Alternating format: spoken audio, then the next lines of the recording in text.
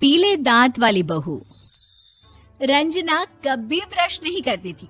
उसे कितनी बार उसके माँ बाप ने डांटा, लेकिन उसका कोई असर उस पर होता ही नहीं था, जिस कारण से उसके दांत पीले पीले हो जाते हैं।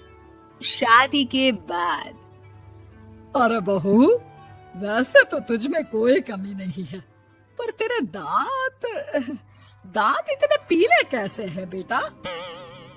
कैसे मतलब? कोई सर्जरी थोड़ी ना कराइए। वो तो क्या नाम, मैं ब्रश नहीं करती थी तो पीले हो गए। अब क्या करूं?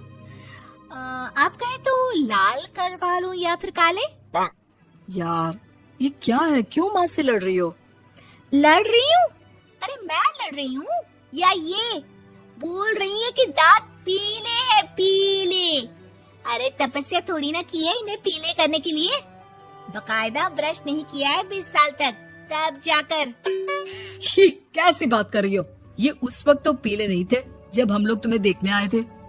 अरे तब साफ करवा लिया होगा डेंटिस्ट के पास जाकर। अब देखो कैसे पीले पीले लग रहे हैं। रंजना सास की तरफ गुस्से से देखती है। फिर शुरू हो गई पीले पीले पीले। अरे पीले तो तब भी थे जब मेरे हाथ का रसगुल्ला उड़ा उड़ा कर खा रही थी और बोल रही थी, लड़की नहीं गुणों का खजाना दे रहे भाई साहब आप। खैर, अब वो लोग करते भी तो क्या करते, पीले दांत वाली बहू पल्ले पड़ी थी तो झेलना तो था ही। एक दिन कीर्तन में रंजना गाना गा रही थी। अरे कमला बहन, माँ का द्वार है, यहाँ तो सब शुद्ध होकर आते हैं, फिर अपनी बहू को ब्रश भी नहीं करवाती तुम। दूर से पीले पीले दांत भक्ति में बाधा उत्पन्न कर रहे हैं। अरे कोई 2 साल की बच्ची थोड़ी ना लेकर आई हूँ मैं बहू बनाकर। अच्छी खासी लड़की है, अरे कैसे करवाऊं ब्रश? ये तो उसे खुद करना चाहिए ना। अब माँ बाप तो इसके जैसे तैसे निपटा दिए, ये नहीं सोचा कि सास कैसे संभालेगी। सास बहू को लेकर घर आ जाती है, लेकिन सोच लेती है कि अब इसे लेकर कहीं नहीं जाएगी। अगले रोज बहू कहती है, अरे क्या हो गया, मंदिर नहीं जाना क्या? कीर्तन का वक्त हो रहा है।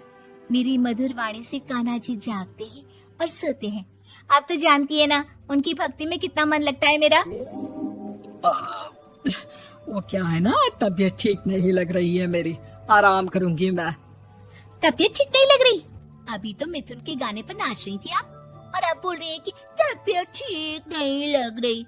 अरे भक्ति में मन लगा लो सासू माँ, ऊपर जाना है, क्या मुंह दिखाओगी आप? हाँ? सास को बहू की बात पर गुस्सा आ जाता है। मैं क्या मुंह दिखाऊंगी, इसकी चिंता तो ना कर, समझी? अपने मुंह की चिंता कर, जो ये पीले पीले दांत लेकर हर जगह पहुंच जाती है। पता है लोग कितना मजाक बनाते हैं। ना जी ना, मैं नहीं जाना कहीं तेरे साथ।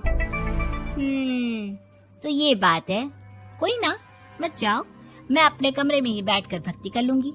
ऊपर वाला दांत थोड़ी ना देखता है, मन देखता है, भावना देखता है।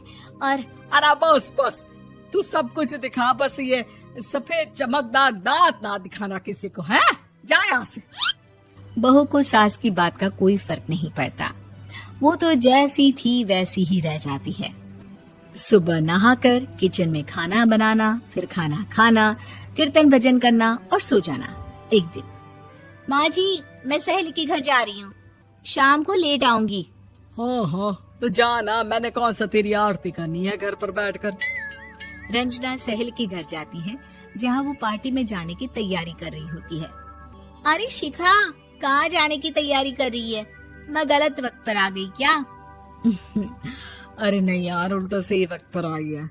मैंने ये साड़ी और ज्वेलरी निकाली है यार, शाम को इनके ऑफिस की एक पार्टी में जाना है।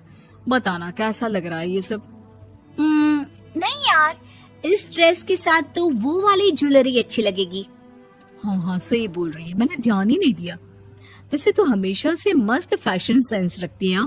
तो बड़ा जाती होगी ना पति के साथ पार्टी में। रंजना कुछ नहीं बोलती, बस सोचती है कि यार काश ये बात सही हो जाती, पर मैं क्यों नहीं जाती पार्टी में? क्या इन लोगों की कोई पार्टी होती नहीं होगी? रंजना घर आती है और रात में पति से सवाल करती है, एक बात बताइए, आप मुझे किसी पार्टी में क्यों नहीं ले जाते? क्या आपकी यहाँ ऑफिस में पार्टी नहीं होती? पति बेचारा क्या कहता कि दांत पीले हैं तुम्हारे इसलिए। अरे कोई पार्टी होती नहीं हम लोगों के ऑफिस में, तो कहाँ से लेकर जाऊं? और मार्केट, मॉल, कहीं वीकेंड घूमना, कहीं तो। अरे यार, सारे हफ्ते में एक छुट्टी मिलती है, तो सोचता हूँ कि आराम ही कर लूं। क्यों? रंजना मन मार के रह जाती है। पहले कभी सास के साथ मंदिर जाया करती थी, लेकिन वो भी सास ने ले जाना बंद कर दिया। घर बैठी बैठी रंजना बोर हो जाती है। तभी उसे आइडिया आता है और वो मायके जाने का सोचती है। सासू माँ, 2 दिनों के लिए मम्मी के घर जा रही हूँ। अच्छा अच्छा ठीक है, आराम से जा। और हाँ, माँ से कुछ अच्छी आदत सीख कर आना कि कैसे शरीर के हर भाग की तरह दांतों की सफाई भी जरूरी होती है, समझी? शुरू हो गई ना आप। वो लोग आपकी तरह नहीं है कि छोटी छोटी बात का बतंगड़ बना दे। उन लोगों के लिए मैं मायने रखती हूँ, ना कि मेरे पीले पीले दांत। रंजना माँ को बिना बताए उन लोगों को सरप्राइज देती है, लेकिन जैसे ही वो दरवाजे पर पहुंचती है, अंदर देखती है कि घर वाले कहीं जा रहे होते हैं। अब माँ, काश रंजना दीदी के दांतों वाली प्रॉब्लम नहीं होती, तो वो भी हम लोगों के साथ चलती ना बुआ जी की बेटी की शादी में। हाँ बेटा, लेकिन अब उसे कौन समझाए कि उसको उसके पीले दांत नहीं दिखते, लेकिन उसके आसपास के लोगों को कितना एम्बैरेसिंग फील कराते हैं। मुझे तो कितनी बार उसके स्कूल की टीचर ने शिकायत की कि उसके साथ कोई लड़की बैठना भी नहीं चाहती, और ना ही कॉलेज में कोई उससे बात करना चाहता था। लेकिन पता नहीं क्यों उसे ये बात समझ में ही नहीं आती। कोई कमी नहीं है उस लड़की में, बस यही कि दांत पीले हैं। वो तो भला हो जीजा जी और उनकी माँ का, जो दीदी को जैसी है वैसे ही रखा हुआ है। रंजना को अपने घर वालों की बात सुनकर बहुत दुख होता है। वो सोचती है कि वो क्या करे, लेकिन फिर वो सीधा डेंटिस्ट के पास जाती है, अपने दांत चमकाती है और कसम खाती है कि वो रोज ब्रश करेगी।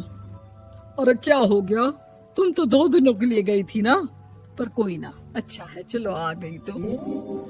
रंजना सास के सामने आकर खड़ी हो जाती है और पूरी स्माइल करती है, उसके चमकदार दांतों को दिखाती हुई। हैं?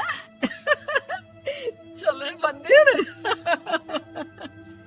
माँ, मुझे माफ कर दीजिए, मैंने आप लोगों को बहुत एम्बैरेसिंग फील करवाया। मैं आज से रोज ब्रश करूंगी।